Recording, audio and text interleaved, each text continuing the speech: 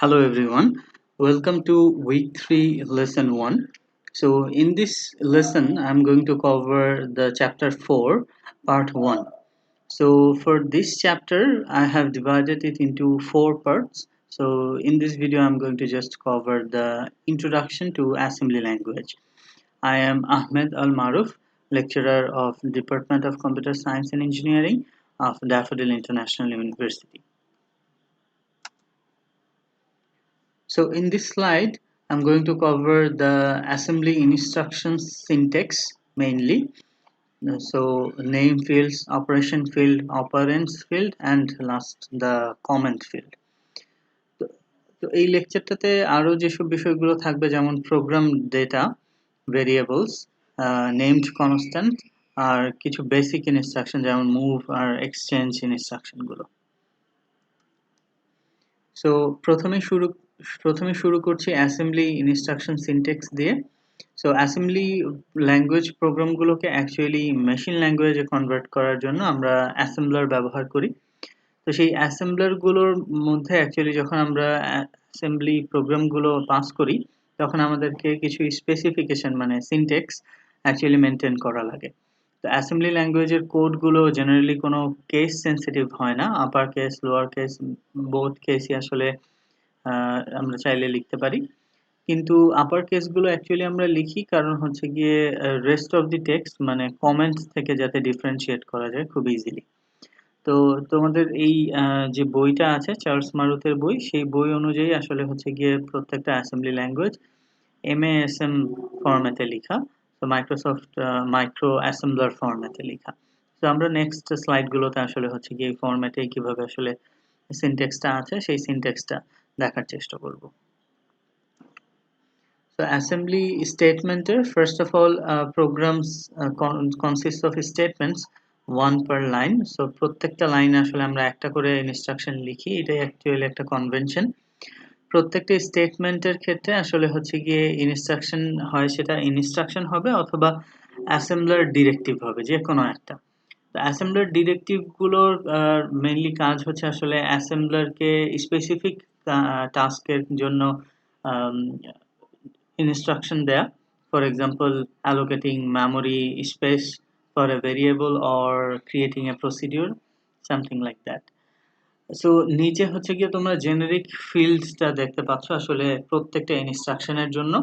তো প্রথমেই আসলে যেটা লিখতে হয় সেটা হচ্ছে গিয়ে ইনস্ট্রাকশনটার নাম লিখতে হয়, সো নেম, দেন তারপরে স্পেস দিয়ে হচ্ছে অপারেশন লিখতে হয়, দেন অপারেন্ডস, দেন কমেন্ট। সো এই চারটা সেকশনই আসলে হচ্ছে গিয়ে নেক্সট স্লাইডগুলোতে তোমাদের এক্সপ্লেন করা আছে।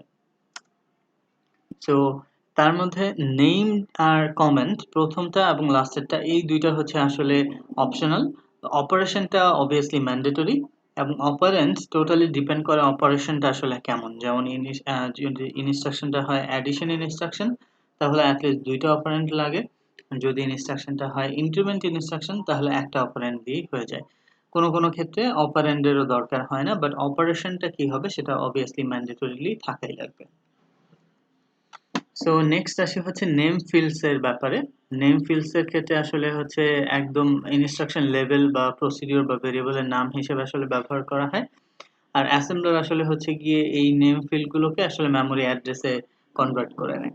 তো রুলস যদি বলি, first of all can be from 1 to 31 characters long, 31টা ক্যারেক্টার পর্যন্ত আসলে লং হওয়া possible. May consist a letter, digits and the special character. তো এর মধ্যে হচ্ছে question mark, at the rate, underscore, percentage sign, dollar sign সবকিছু আসলে অ্যালাউড, শুধুমাত্র অ্যান্ড সাইনটা ছাড়া। এমবেডেড ব্ল্যাকস আর not allowed. Then if a period মানে ফুল স্টপ যদি ব্যবহার করা হয় তাহলে সেটা হচ্ছে গিয়ে একদম ফার্স্ট ক্যারেক্টার হিসেবে ব্যবহার করতে হবে, মাঝখানে আমরা এই ডটটা দিতে পারবো না। May not begin with a digit, obviously কোনো নাম্বার দিয়ে শুরু হতে পারবে না, বাট ক্যারেক্টার আসার পর নাম্বার আসতে পারে। The assembler does not differentiate between upper case and lower case in a name, যেটা অলরেডি বলা হয়ে গেছে। তো রাইট সাইডে তোমরা হচ্ছে গিয়ে লিগ্যাল আর ইলিগ্যাল নেমের লিস্ট দেখতে পাচ্ছ।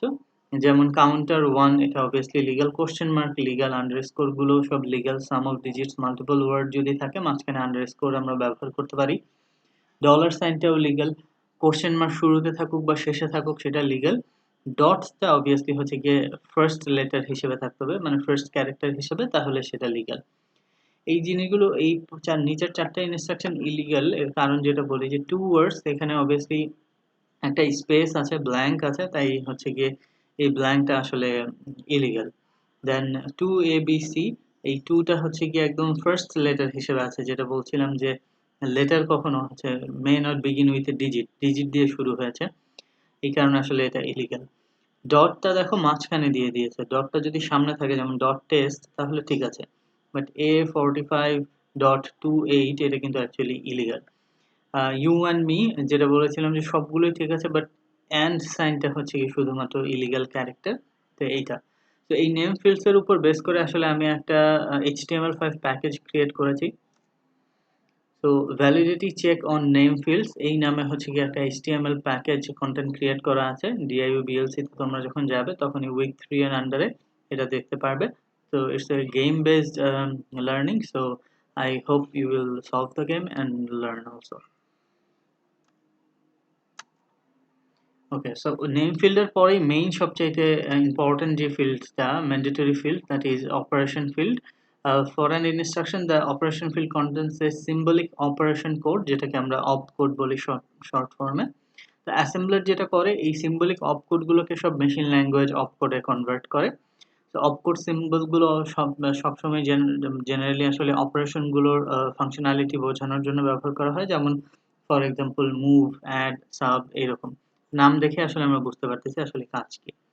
আচ্ছা, অপারেশন ফিল্ডের মতোই হচ্ছে গিয়ে যদি অ্যাসেম্বলার ডিরেক্টিভের বিষয়টা চিন্তা করি, তাহলে হচ্ছে গিয়ে এই ফিল্ডের ক্ষেত্রে সুডো অপারেশন কোড বলা হয়, যেটাকে সুডো অপ বলি আমরা। The pseudo ops are not translated into machine code, they simply tell the assembler to do something. For example, যদি proc একটা assembler directive থাকে, তাহলে এই pseudo opটার কাজ হচ্ছে কি আসলে procedure create করা। So operands field totally depend করে হচ্ছে অপারেশনটার উপর। So an operand field specifies the data that are to be acted on by the operation, and instruction may have 0, 1 or 2 operands, যেমন এক্সাম্পল দেওয়া আছে নোপ। নোপ মানে হচ্ছে গিয়ে নো অপারেন্স, অ্যাকচুয়ালি কিছুই করে না এই ইনস্ট্রাকশনটা। ইনক্রিমেন্ট AX এর ক্ষেত্রে অ্যাকচুয়ালি একটা অপারেন্ড ব্যবহার করছি, যেমন AX এর কন্টেন্টের সাথে 1 যোগ করে আবার AX এর মধ্যে স্টোর করছি। অ্যাড AX BX এখানে দুইটা অপারেন্ড ব্যবহার করছি। তো জেনারেল ফরম্যাট হচ্ছে গিয়ে আসলে অপারেশনটা লিখে তারপর হচ্ছে গিয়ে অপারেন্ড 1 অপারেন্ড 2 লিখা। যদি দুইটা অপারেন্ড থাকে ম্যাক্সিমাম সময় দেখা যায় যে ফার্স্ট অপারেন্ডটা হচ্ছে গিয়ে ডেস্টিনেশন অপারেন্ড আর সেকেন্ড অপারেন্ডটা হচ্ছে গিয়ে সোর্স অপারেন্ড। লাস্ট যে ফিল্ডটা আছে সেটা হচ্ছে কমেন্ট ফিল্ড। তো it's an optional field obviously, and starts with a semicolon. এখানে এক্সাম্পলটা যদি খেয়াল করি তাহলে সেমিকোলন দিয়ে হচ্ছে গিয়ে আমরা যা লিখছি এটাই হচ্ছে গিয়ে কমেন্ট আকারে আসছে। So 8086 actually works only for one line comment semicolon. যদি মাল্টিপল লাইন কমেন্ট অ্যাকচুয়ালি আমাদের ব্যবহার করা লাগে তাহলে আমাদেরকে প্রত্যেক লাইনের শুরুতেই একটা করে সেমিকোলন ইউজ করতে হবে। So yeah, so it is a comment here. Okay, so next আসি অ্যাকচুয়ালি প্রোগ্রাম ডেটার বিষয়ে। সো প্রসেসর অ্যাকচুয়ালি অপারেট করে হচ্ছে গিয়ে অনলি বাইনারি ডেটা, আর অ্যাসেম্বলার সেই সব ট্রান্সলেশন করে, প্রত্যেকটা ডেটাকে বাইনারি নাম্বারে আসলে হচ্ছে কনভার্সন করে। সো হাউএভার যখন আমরা হচ্ছে অ্যাসেম্বলি ল্যাঙ্গুয়েজটা ব্যবহার করি আমরা আসলে হচ্ছে গিয়ে এই ডেটাগুলোকে binary, decimal, hexadecimal number, even ক্যারেক্টারেও আসলে এক্সপ্রেস করতে পারি আমাদের ইচ্ছা।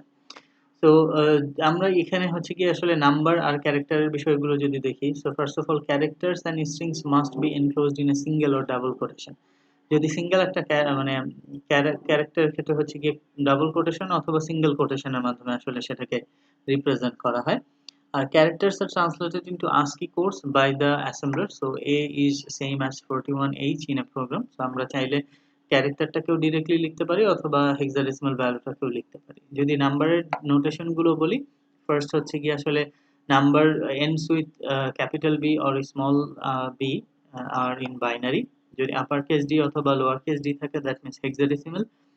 যদি আপার কেস এইচ অথবা লোয়ার কেস এইচ থাকে, সরি, যদি D or upper case D or lower case D থাকে তাহলে decimal. Upper case H or lower case H থাকলে হেক্সাডেসিমাল। আর অক্টাল নাম্বার অ্যাকচুয়ালি 8086 এ অ্যালাউড হয় না। আচ্ছা, হোয়াট অ্যাবাউট যদি কোনো নোটেশনই না থাকে? যদি কোনো নোটেশনই না থাকে তাহলে ধরে নেব যে সেই নাম্বারটা ডেসিমাল নাম্বার সিস্টেমে আছে।